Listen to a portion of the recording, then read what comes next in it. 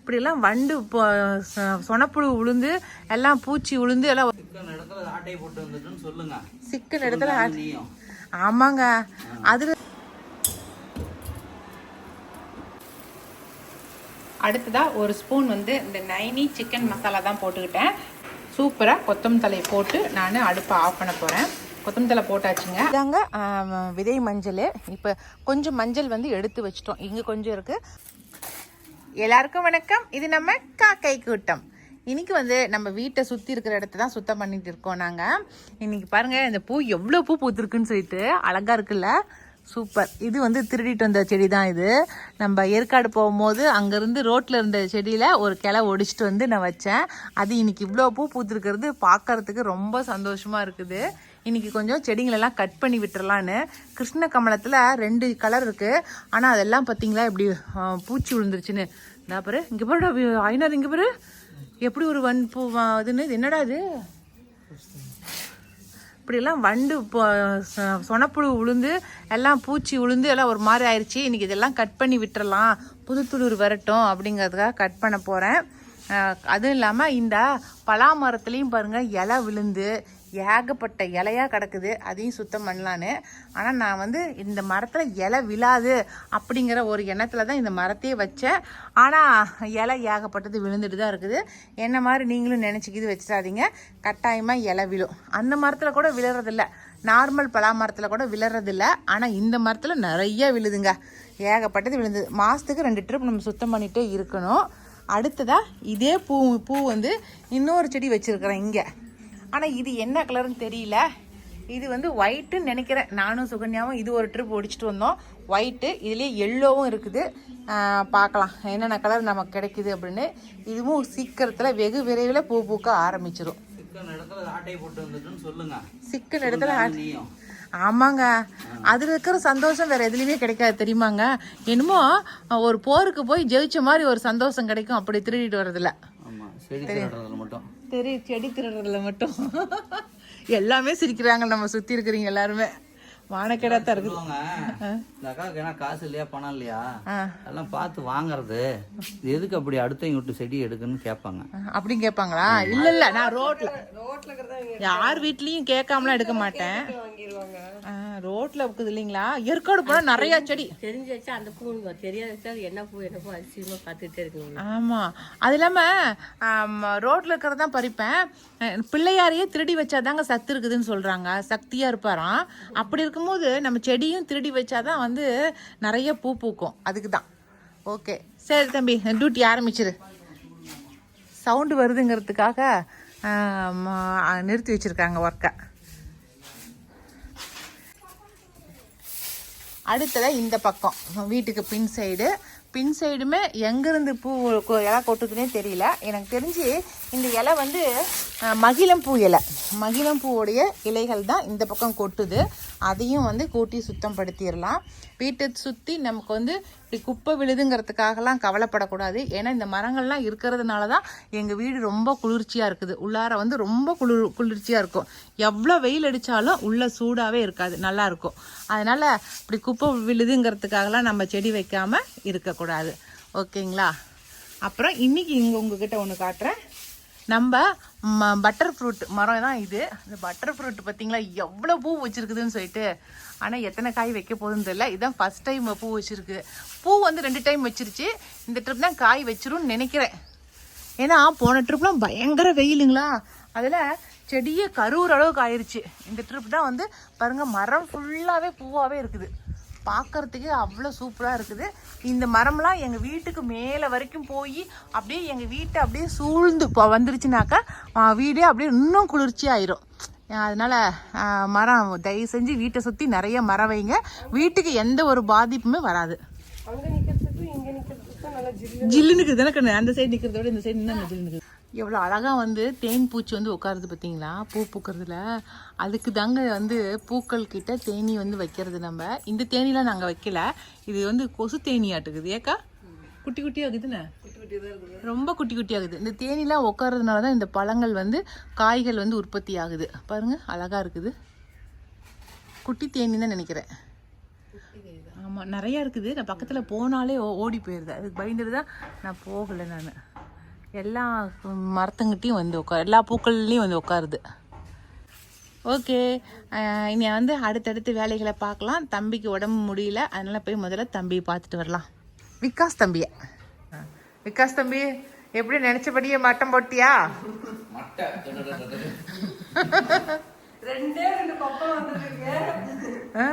மாரியம்மா மாரியம்மா சூலியம்மா சூலியம்மா. ஏண்டா நான் அக்கடி கரகம்லாம் எடுக்கணும்னு நினைக்கிறியாடா? விகாஸ் தம்பிக்கு வர அம்மா போட்டுருச்சு, அதனால பெட்டு பார்த்தீங்களா பெருசு. அந்த தலைவாணியும் கொடுக்கூடாதாண்டா, உனக்கு பாவம் பார்த்து திலகா உனக்கு அந்த தலைவாணி கொடுத்துருக்குறா, சரிம்மா?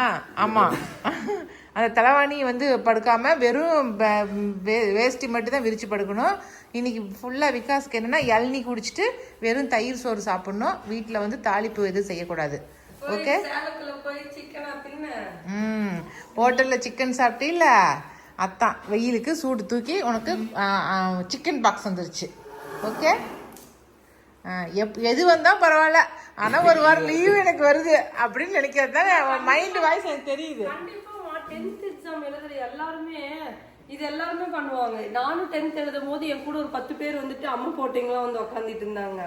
எக்ஸாம் இல்ல, வேலையோட வந்து உட்காந்துட்டு இருந்தாங்க. வெயில் டைம் இல்ல, அதனால சம்மர் கரெக்டா மழை காலம் முடிஞ்சு கரெக்டா. ஆமா, இன்னும் கரெக்டா இன்னைக்கு என்ன 18ஆம் தேதி. இதுல 2 அதுல கரெக்டா 10 நாள் இருக்குதுடா. சே, 10 நாள் 4 நாள் எப்படி ஓப்பி அடிச்சிருவா? என்ன அதெல்லாம் நம்ம சுப்பிரமணி டாக்டர்கிட்ட ஆகவே ஆகாது. அதெல்லாம் ஒரே நாளில் உன்னை சரி பண்ணி அமுச்சு விட்ருவார் பாரு. நீ இன்னும் ஒரே நாள் தான் உனக்கு லீவு, அடுத்த நாளில் நீ ஸ்கூலுக்கு கிளம்ப போகிற. ஓகே, சரி, படுத்துக்கிட்டு அதுவும் மாரியம்மன் படம் தான் பார்க்கணும். ஒழுங்காக அந்த படத்தை பாரு, பக்தி படம் தான் பார்க்கணும். ஏத்தலகா அப்படி தானே சொல்லுது? செல்லே பார்க்கக்கூடாது, டிவியும் பார்க்கக்கூடாதுன்னாங்க. அமைதியாக இருக்க வரைக்கும் சீக்கிரம் இறங்கி சாமியே கேட்டுக்கோ. அமைதியாக இருக்கிற வரைக்கும் அது சாமி படம் பார்த்துட்டு மாரியாத்தான்னு சொல்லி சாமி கும்பிட்டே இருந்தீங்கன்னாக்கா சரியா போயிடும். ஓம் காளி ஜெய் காளி பாரு. ஓகே, நான் போய் உனக்கு தயிர் சோறு ரெடி பண்ணிட்டு வந்துடுறேன். பிரியாணி தயிர் சோறு செய்யறேங்கிற சுமதி, அதான் தயிர் சோறு ரெடி பண்ணிட்டு. இன்னைக்கு வந்து இந்த சக்கரவள்ளி கிழங்கை வச்சு தான் ஒரு பொரியல் பண்ணலான் இருக்கேன். சக்கரவள்ளி கிழங்கு, அதுக்கப்புறமேட்டு பச்சை பட்டாணி, பச்சை பட்டாணி ரெண்டையும் போட்டு நம்ம உருளைக்கிழங்கு எப்படி பெரட்டல் செய்வோம் அது மாதிரி செய்யலாம் அப்படின்ட்டு இருக்கேன். ரொம்ப ஈஸியானது தான், ஆனால் டேஸ்ட்டு மட்டும் கொஞ்சம் லைட்டான இனிப்போடு இருக்கும். அது நம்ம இன்னைக்கு எப்படி செய்யறதுன்னு சொல்லி பார்த்துடலாம்.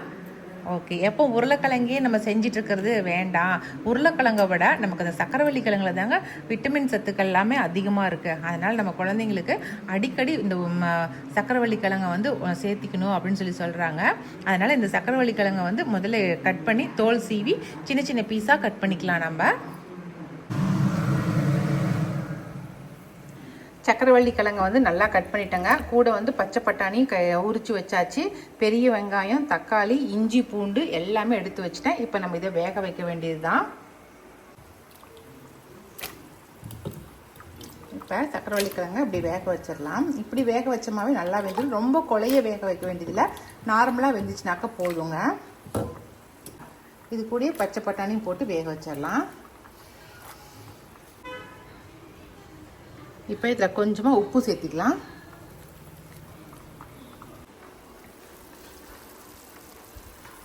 கூட கொஞ்சம் மஞ்சத்தூள். ஓகேங்களா? இன்றைக்கி வந்து நம்ம எலுமிச்சைப்பழம் வந்து அரைப்போம் இல்லைங்களா, அதுதான் இன்றைக்கி வந்து கட் பண்ணி போட்டுட்ருக்காங்க. ஒரு 4 பம்பளி மாஸ் பறிச்சுட்டு வந்தோம். அதில் ஒரு 2 3 நாங்கள் ஒருத்தர் கேட்டாங்க, அவங்க ஏதோ கேன்சருக்கு இந்த பழம் வேணும், யூஸ் ஆகுது, கொடுங்கன்னு சொல்லி கேட்டிருந்தாங்க. அதனால் அவங்களுக்கு கொடுத்துட்டோம். மீதி இருந்த பழத்தை இப்போ வந்து அதை வந்து எலுமிச்சை பழம் சாறு புளியும் இல்லைங்களா, அரைப்போம் இல்லைங்களா, அதுக்கு தான் இப்போ அரிஞ்சிட்ருக்கோம். கொஞ்சம் எலுமிச்சை பழம், அதுக்கப்புறம் கொஞ்சம் வந்து ஒரு பம்பளி மாஸ் எல்லாத்தையும் ஒன்றா போட்டு இப்போ அரிஞ்சு போட்டு உப்பு போட்டு ஒரு நாள் ஃபுல்லாக குளிக்க விட்டுருவோம், ஊறுகாய் விடுற மாதிரி. அடுத்ததாக வந்து அரைச்சி அதை வந்து நம்ம பாத்திரம் கழுவுறதுக்கு வச்சுக்குவோம். செம்பு பாத்திரம் பித்தளை பாத்திரம் விளக்குறதுக்கு வச்சுக்குவோம். இதுதான் நாங்கள் வந்து ரெகுலராக யூஸ் பண்ணிட்டு இருக்கிறது. அதுக்கு இந்த ட்ரிப்பு வந்து பம்பளி மாதம் போட்டிருக்கிறோம். சிட்ரிக் அமிலம் இருக்கிற எந்த பழத்தை வேணாலும் நம்ம யூஸ் பண்ணிக்கலாங்க. இது நம்ம வீட்டில் நம்ம தயார் பண்ணுற ஹோம்மேட் பாத்திரம் கழுவும் லிக்விடு. ஓகேங்களா? சரி, இதை நல்லா அரிஞ்சிட்டு நல்லா உப்பு போட்டு ஊற வைக்கட்டும். கிழங்கு நல்லா வெந்துருச்சுங்க. ரொம்ப உடஞ்சி போகக்கூடாது. இந்தளவுக்கு நல்லா வெந்தால் போதும். அப்படியே பீஸ் தெரிகிற மாதிரி இருந்தால் போதும். பாருங்கள், எடுத்து நசுக்கி பார்த்தேன். கிழங்கு பாருங்கள் சூப்பராக வெந்திருக்குது. இப்போ நம்ம இதை வடிச்சிட்டு நம்ம எடுத்து வச்சுக்கலாம். நம்ம தாளிப்பு கொடுத்துடலாம் வடிச்சிட்டு.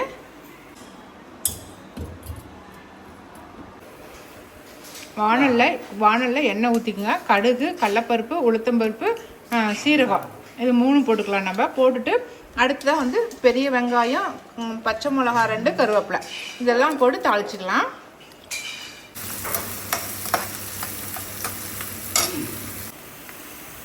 வெங்காயம் போட்டு நல்லா வதக்கிட்டு அதுக்கடுத்து தக்காளி ஒரு 2 தக்காளி எடுத்து வச்சுருக்கேன். அதையும் போட்டு வதக்கிடலாம். அடுத்த உப்பு, கொஞ்சம் மஞ்சத்தூள் இது 2 மட்டும் போட்டு நல்லா வதக்கி கொடுத்துடலாம். வதங்கட்டும். வதங்கின பிறகு நம்ம இஞ்சி பூண்டு பாருங்கள் எடுத்து வச்சுருக்கேன். இஞ்சி பூண்டு சேர்த்துக்கலாம்.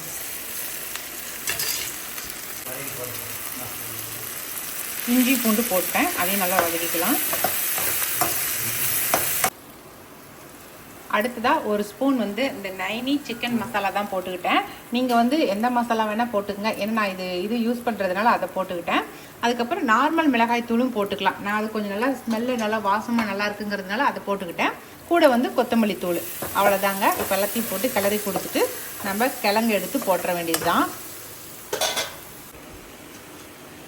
அவ்வளோதாங்க. இப்போ கிழங்கையும் அந்த பச்சை பட்டாணி வேக வச்சுருக்கோம் இல்லைங்களா, அது 2யும் எடுத்து போட்டு அப்படியே நம்ம கிளறி கொடுத்துட வேண்டியது தான். இதில் கொத்தமல்லி தலையை தூவி நம்ம இறக்கிற வேண்டியது தான். நமக்கு சூப்பரான அதுவும் வித்தியாசமான சக்கரவள்ளி கிழங்கு பொரியல் ரெடி. நமக்கு நம்ம வேறு மாதிரி செஞ்சுருப்போம். இது வித்தியாசமானது. இது ஹோட்டல் கடைகள்லாம் இந்த மாதிரி தான் கொடுக்குறாங்க. அதனால தான் அதை சாப்பிட்டுட்டு தான் இந்த மாதிரி ட்ரை பண்ணேன் நான். எனக்கு சூப்பராக வந்திருக்குது. நீங்களுமே ஒரு ட்ரிப் ட்ரை பண்ணி பாருங்கள். சூப்பர். ஏங்க அந்த இது எப்படி இருக்கு? என்னது? ஸ்வீட் கார்னுங்கிற ஸ்வீட் பொட்டேட்டோ. அதான் இன்னைக்கு தான் ஒரு விளம்பரத்தில் பார்த்தேன். ஸ்வீட் பொட்டேட்டோ வந்து மகாராஷ்டிராலையும் இன்னொரு மாநிலத்தில் தான் அதிகமாக ரேட்டு கம்மியாக கிடைக்குதான்.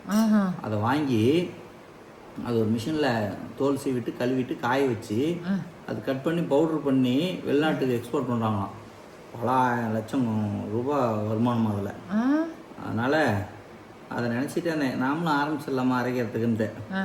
அப்புறம் பார்த்தா இன்னைக்கு வந்து பார்த்தா ஸ்வீட் பொட்டாட்டோவில் நீ பொரியல் பண்ணுற, அவன் பவுட்ரு பண்ணா நீ பொரியல் பண்ணுற. நம்ம ஊரில் எனக்கு தெரிஞ்சுதாங்க நான் பண்ண முடியும். ஆனால் நான் இப்போ தான் நம்ம இதெல்லாம் பார்க்குறோம். நம்ம அப்பார்ட்மெண்ட்டில் குடியிருந்தப்பயே இந்த கேரளா மாமி ஒருத்தர் கடை வச்சுருப்பாங்க. அவங்க போனால் பொட்டேட்டோ பொரியல் வைப்பாங்க. பொட்டேட்டோ பொரியல் நாங்கள் என்ன பொட்டேட்டோன்னா ஸ்வீட் பொட்டேட்டோ இது தோல் தாச்சும் நீ சீவிருக்க. அவங்க தோல் சீவதே வச்சுருந்தாங்க. ஏன்னா சக்கரவள்ளி கிழங்க போய் வணக்கி வச்சுக்கிறாங்களா அப்படின்னு நினச்சேன். அப்புறம் இப்போல்லாம் அதெல்லாம் பேசணுங்கிறாங்க, சத்துங்கிறாங்க.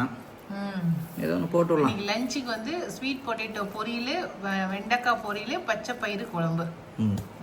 ஓகே, சாப்பிடுங்க. வேக வச்ச மஞ்சளை எல்லாத்தையும் இது மாதிரி படுதா போட்டு ஃபுல்லாக காய வச்சிட்டோம். ஏன்னா மண்ணில் தான் கொட்டி விட்டு போயிருந்தாங்க. ஆனால் காஞ்சதுக்கப்புறம் வார முடியாது இல்லைங்களா, அதனால் இது மாதிரி படுதா வாங்கிட்டு வந்து அது மேலே போட்டு எல்லாத்தையும் காய வச்சாச்சு. இப்போ இந்த பக்கம் ஃபுல்லாக காஞ்சிட்ருக்குது. நல்லா சுக்காட்டாக காஞ்சதுக்கப்புறம் தான் எடுத்து பாலிஷ் பண்ணணும். சரிங்களா? இது அடுத்த ப்ராசஸ்ஸு. பழங்கள் ரொம்ப சலீஸாக கிடைக்கிறதுனாலையோ என்னவோ தெரியல, நிறைய தக்காளி காய்க்குது. நாங்களுமே அவ்வளோக்கு பறிக்கிறதே கிடையாது, அப்படியே விட்டுறது. தேவைன்னா மட்டும் வந்து பறிச்சிக்கிறது. இதுதாங்க விதை மஞ்சள். இப்போ கொஞ்சம் மஞ்சள் வந்து எடுத்து வச்சிட்டோம். இங்கே கொஞ்சம் இருக்குது, அங்கே உள்ளே கொஞ்சம் எடுத்து வச்சுருக்குறோம். இந்த மஞ்சளுங்களை வேவிக்கல, அப்படியே பச்சையாக எடுத்து வச்சாச்சு. இதை வந்து கொண்டு போய் ஒரு நிழலான இடத்துல கொட்டிட்டு அதில் வந்து ஈர துணி போட்டு இல்லை வக்கிப்புல்லு போட்டு மூடி டெய்லிக்கும் கொஞ்சம் கொஞ்சம் தண்ணி தெளிச்சிக்கிட்டே இருந்தால் நல்லா முளைப்பு வர ஆரம்பிச்சிரும். அதுதான் அடுத்த ப்ராசஸ்ஸு. அவ்வளோதாங்க. இன்றைக்கி வந்து வீடியோ இதோட முடிஞ்சிருச்சு. இந்த வீடியோ பிடிச்சிருந்துச்சுனாக்கா லைக் பண்ணுங்கள். மறக்காமல் நம்ம காக்கை கூடத்துக்கு சப்ஸ்கிரைப் பண்ணிடுங்க. இனி அடுத்த ஒரு புது வீடியோவில் சந்திக்கலாம். இங்கே பக்கத்தில் வந்தாலே அப்படியே மஞ்சள் மணக்குது, அப்படியே கம கம கமன்னு. சூப்பர். ஓகே, பாய்.